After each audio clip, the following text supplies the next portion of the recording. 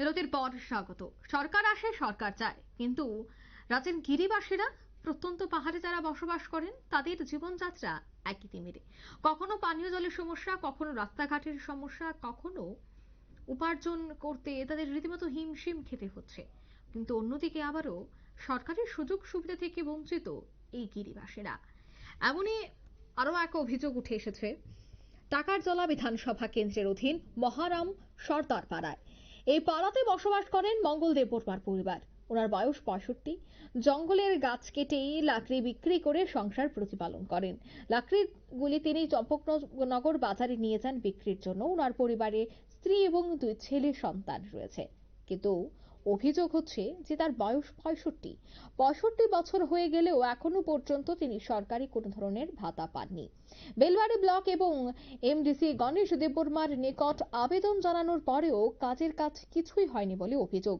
এলাকার বিধায়ক বিশ্বজিৎ কল এবং এই সকল গরিব পরিবারগুলির দিকে সুনজর দিচ্ছে না, যার ফলে সরকারের দিশা যাই থাকুক বাস্তবে অনেক অমিল। তবে সেই বিষয়ে কি বলছেন সংশ্লিষ্টরা শোনাচ্ছি। মহরাম সর্দার, আপনার নাম? মঙ্গল দেববর্মা।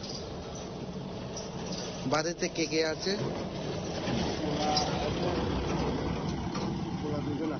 ওলা 2 জন। কি করেন? একটা গাড়ি চালায়, একটা পড়াশোনা করে।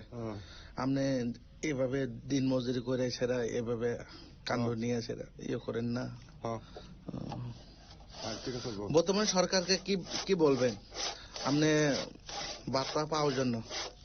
বার্তা না দিলে তো কিছু কর না, দিলে তো পাইছে, না দিলে পাইতো না। কোন ব্লক অন্তর্গত? খুমটাই আসলে না ছিল, খুমটাই ব্লক।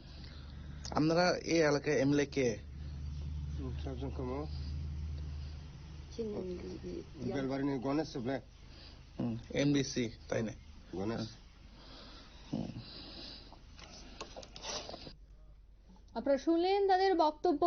টাকারজলা বিধানসভার মহারাম সর্দার পাড়া এলাকায় এই অভিযোগ যে দ্রুত সামাজিক ভাতা যেন প্রদান করা হয়, কারণ অসহায় দিনমজুর তিনি এবং প্রতিনিয়তই বিভিন্ন আর্থিক সমস্যায় তিনি জর্জরিত।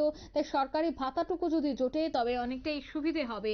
তাই খুব দ্রুত যেন তার ভাতা দেওয়া হয় বা ব্যবস্থা গ্রহণ করা হয়, সেই আর্জি কিন্তু তিনি সংবাদ মাধ্যমের মুখোমুখি হয়ে তুলে ধরেছেন। এই মুহূর্তে নিয়ে নিচে ছোট একটি বিজ্ঞাপন বিরতি, সঙ্গে থাকুন।